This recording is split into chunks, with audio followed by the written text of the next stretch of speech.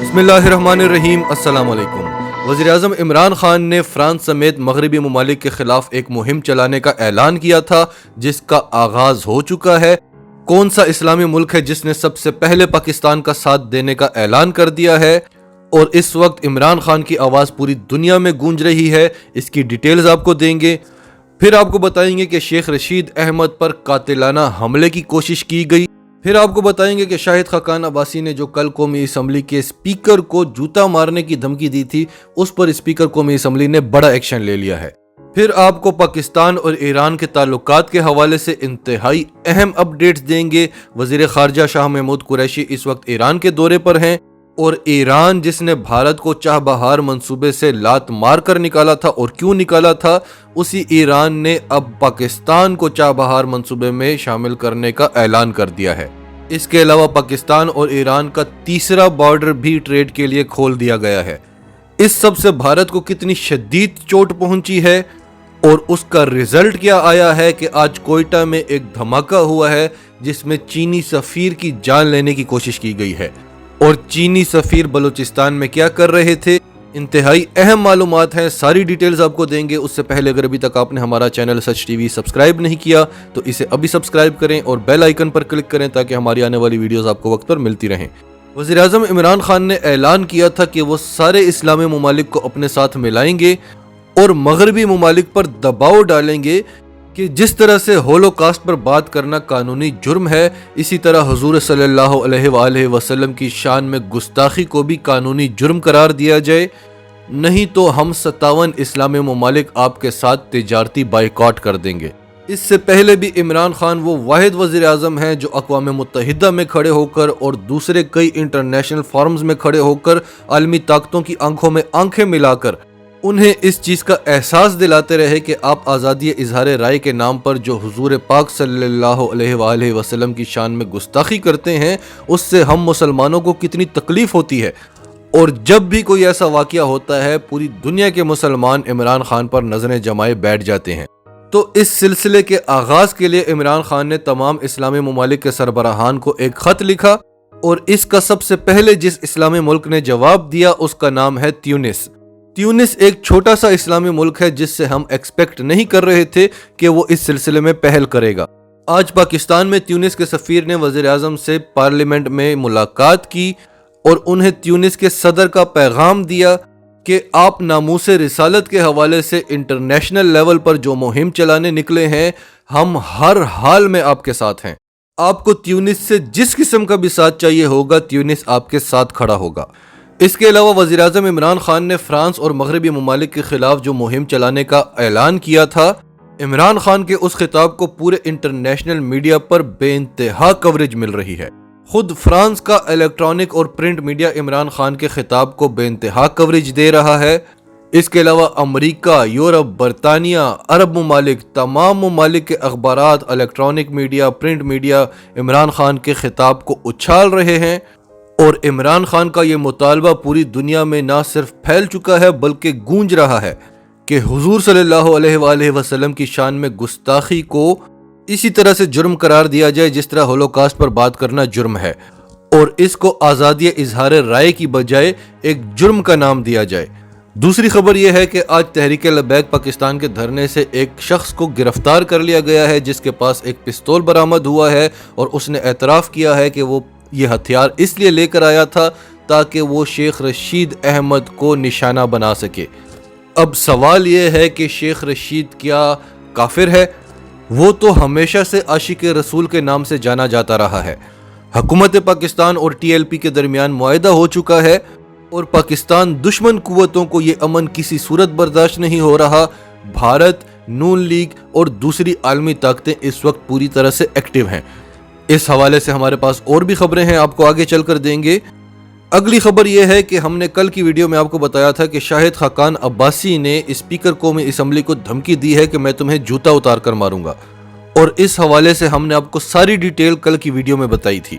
Speaker قومی assembly نے شاہد خاقان عباسی کو ایک نوٹس بھیجا ہے اور ان سے 7 دن کے اندر اندر اپنی اس بدتمیزی کی وضاحت کرنے کا حکم دیا ہے اور ان سے معافی مانگنے کا مطالبہ کیا ہے۔ اور اگر 7 دن کے اندر اندر اس کا جواب نہ دیا گیا تو یک طرفہ ایکشن لیا جائے گا۔ یاد رہے کہ اسپیکر قومی اسمبلی کے پاس یہ اختیار بھی ہے کہ وہ شاہد خاقان عباسی کے قومی اسمبلی میں داخلے پر بھی پابندی لگا سکتے ہیں۔ اگلی خبر ہے ایران کے حوالے سے۔ بھارتی فوج کی تعداد 11 لاکھ ہے جبکہ پاکستانی فوج کی تعداد 6 لاکھ ہے، لیکن اس کے باوجود بھارتی فوج کی تعداد کم پڑتی ہے، کیونکہ ایک تو ان کی فوج پروفیشنل نہیں ہے، ویل ٹرینڈ نہیں ہے، دوسرا اس کے بارڈرز اتنے بڑے ہیں اور اس کے تمام ہمسایوں کے ساتھ کوئی نہ کوئی تنازعات چلتے رہتے ہیں، تو اس حساب سے اس کی فوج کم پڑتی ہے، اور پاکستان کی 6 لاکھ کی فوج جو تھی اس کا سارا فوکس ہمیشہ بھارت پر ہی رہتا تھا۔ تو جب امریکہ افغانستان میں آیا تھا، بھارت نے اس موقع کا بھرپور فائدہ اٹھایا تھا اور پاکستانی فوج کو افغان بارڈر پر اور ایران بارڈر پر بھی انگیج کر دیا تھا۔ بہرحال یہ بڑی لمبی ڈیٹیلز ہیں، لیکن ایران کی سرزمین ہمیشہ پاکستان کے خلاف استعمال ہوتی رہی، ایران پاکستان مخالف بیانات بھی دیتا رہا، لیکن اب چین اور ایران کے درمیان جو تاریخی معاہدہ ہوا ہے اور چین ایران میں $400 ارب کی انویسٹمنٹ کرے گا، ایک طرح سے چین نے ایران کو خرید لیا ہے۔ بھارت نے ایران کے ساتھ مل کر ایک منصوبہ بنایا تھا جو سی پیک کے مخالف تھا، جس کو چاہ بہار پروجیکٹ کے نام سے جانا جاتا تھا، لیکن عمران خان اور جنرل باجوہ کی بہترین خارجہ پالیسی کے تحت چند ماہ قبل ایران نے بھارت کو اس منصوبے سے لات مار کر باہر نکال دیا تھا، اور کچھ ہی روز قبل ایران کے وزیر خارجہ نے بھارت میں کھڑے ہو کر کہا تھا کہ ہم چاہ بہار پروجیکٹ کو کسی بھی طرح گوادر یا سی پیک کے خلاف استعمال ہونے نہیں دیں گے۔ اس کے بعد ایران نے پاکستان کو بھی چاہ بہار منصوبے کا حصہ بننے کی دعوت دے دی تھی، اور یہ بھارت کے لیے موت تھی۔ جو منصوبہ وہ پاکستان اور چین کے خلاف لے کر آیا تھا، آج وہ اس منصوبے کا حصہ نہیں ہے، اور آج پاکستان اور چین اس منصوبے کا حصہ بن رہے ہیں۔ اور اس وقت پاکستان کے وزیر خارجہ شاہ محمود قریشی ایران کے دورے پر ہیں، اور آج ان کی ایران کے صدر حسن روحانی سے بھی ملاقات ہوئی، اور انہوں نے ان کا شکریہ ادا کیا کہ آپ کشمیر کے معاملے پر پاکستان کے حق میں بات کر رہے ہیں، پاکستان کے حق میں بیانات دے رہے ہیں۔ اب اس ساری سچویشن کو آپ ذہن میں رکھیں۔ پھر دوسری طرف کیا ہوا کہ چین کے وزیر خارجہ بلوچستان کے دورے پر تھے، اور کوئٹہ میں سرینا ہوٹل میں ان کا قیام تھا۔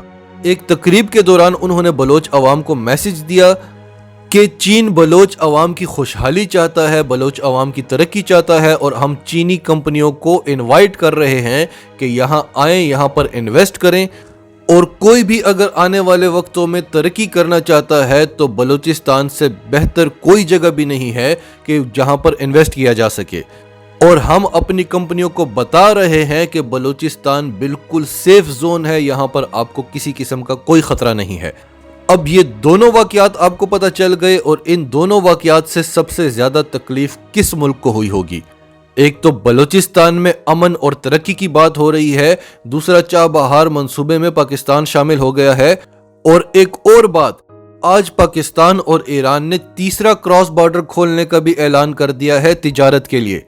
پہلے پاکستان اور بلوچستان میں صرف ایک کراس بارڈر کھلا ہوا تھا، 2020 میں دوسرا کراس بارڈر کھلا، اور آج تیسرا بھی کھول دیا گیا۔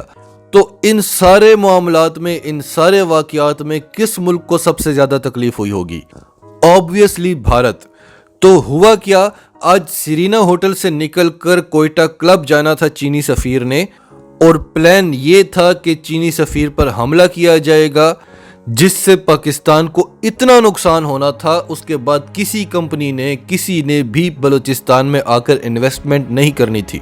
آج پاکستان پر 2 بڑے حملے ہوئے، یا تو شیخ رشید پر حملہ کامیاب ہو جاتا یا چینی سفیر پر حملہ کامیاب ہو جاتا، کوئی ایک واقعہ بھی ہو جاتا، تو پاکستان کے لیے حالات اتنے خراب ہو جاتے کہ سنبھالنا مشکل ہو جاتا۔ لیکن اللہ تعالیٰ نے اور ہمارے گمنام ہیروز نے ہمیشہ پاکستان کو ایسے واقعات میں بچایا ہے۔